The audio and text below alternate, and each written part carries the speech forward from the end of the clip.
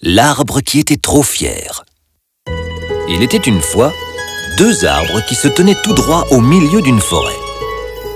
L'un était un arbre à figues, l'autre un arbre à mangue. Le manguier était gentil et joyeux par nature. Tous les automnes, les oiseaux venaient picorer ses fruits.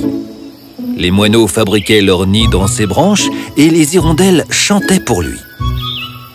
L'arbre accueillait joyeusement tous les oiseaux et chantait avec eux. C'était un arbre généreux. Il offrait son ombre aux passants et se tenait droit et fort quand le vent lui rendait visite. Mais le figuier n'était pas généreux du tout. Il se préoccupait toujours beaucoup plus de sa propre apparence. Il était trop fier d'être plus grand et plus vert que le manguier. Il ne laissait jamais aucun oiseau se reposer sur lui et jetait ses feuilles mortes sur quiconque tentait de s'asseoir sous son ombre. « De quoi donc es-tu si fier? Tous les arbres savent faire de l'ombre. » Vraiment? Alors pourquoi viennent-ils tous sous mon ombre? Tu sais pourquoi? Parce que tous les arbres ne peuvent pas produire une ombre aussi grande que moi. Oh, cela ne sert à rien de te parler. Hé, allez-vous-en! Allez voir le manguier là-bas, parce que vous ruinez ma belle coiffure. Tu n'as pas de cheveux. D'accord, donc vous ruinez mes beaux arrangements de feuilles. Vous êtes content maintenant? Allez, Figue. Ils veulent seulement construire un petit nid. Tu ne laisses jamais les oiseaux s'asseoir sur toi. Ils sont beaux pourtant, et ils chantent des chansons mélodieuses.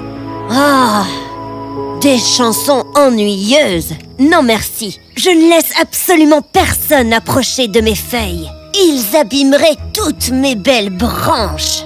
Tu n'as qu'à les laisser s'asseoir sur toi. Tu es plus petit que moi. Et tu n'es pas si beau de toute façon. Hey, attention! Ce que tu dis est très méchant, Figue. Oh, ça va, Brizzy. Ça ne me touche pas. Être petit n'est pas un mal. Je suis content d'être qui je suis. Les jours passèrent, et rien ne changea entre le manguier et le figuier. Alors que le manguier continuait de sourire et de chanter toute la journée, le figuier ne parlait à personne.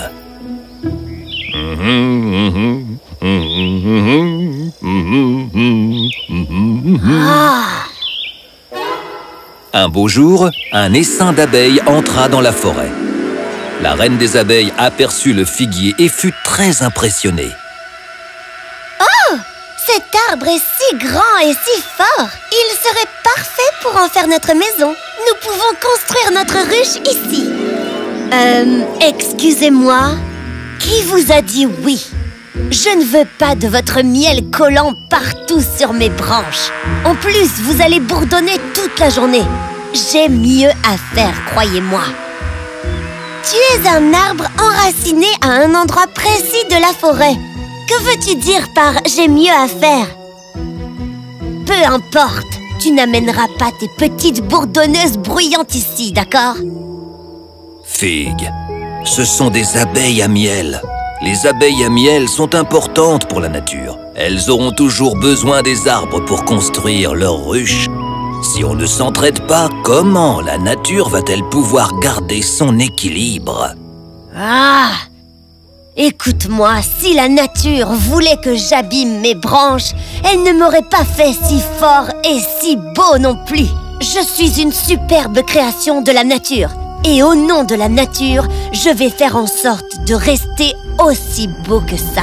Et d'abord, pourquoi tu me fais la leçon? Si tu te soucies de la nature, fais-le toi-même. Tu n'as qu'à laisser les abeilles faire leur ruche sur toi, alors. Sur ce, si tu veux bien m'excuser. Le manguier fut très blessé par les mots du figuier. Mais il décida de ne pas réagir.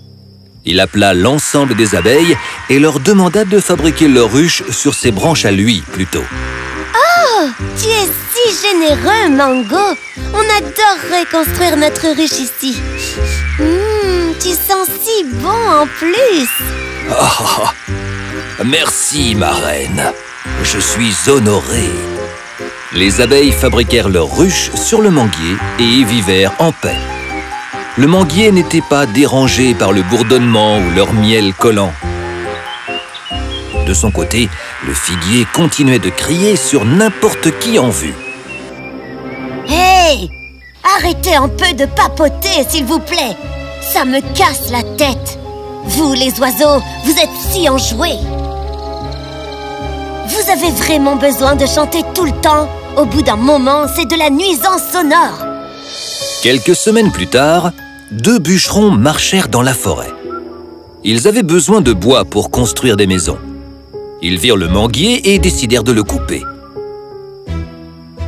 Ils le trouvèrent parfait pour leur travail. Mais l'un d'eux remarqua quelque chose. « Attendez! Qu'est-ce que c'est? Oh, une ruche! Les abeilles risquent de nous piquer si on coupe cet arbre. » Oh oui, trouvons un autre manguier alors.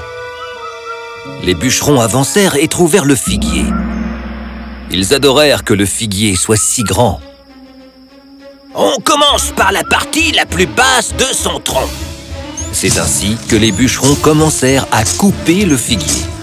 Le figuier se mit à pleurer. Il ne voulait pas quitter la forêt. Soudain, les oiseaux et les hirondelles lui manquèrent. Ouh, ça fait mal! Que vont-ils faire de moi, enfin? Le manguier, qui avait assisté à la scène, appela les abeilles à miel. « Hé, les abeilles, quelqu'un bourdonne? » Salut, Mango! Qu'est-ce qui se passe? Fig a un problème. On doit aller l'aider. Oh, je t'en prie! Il ne se soucie que de lui-même.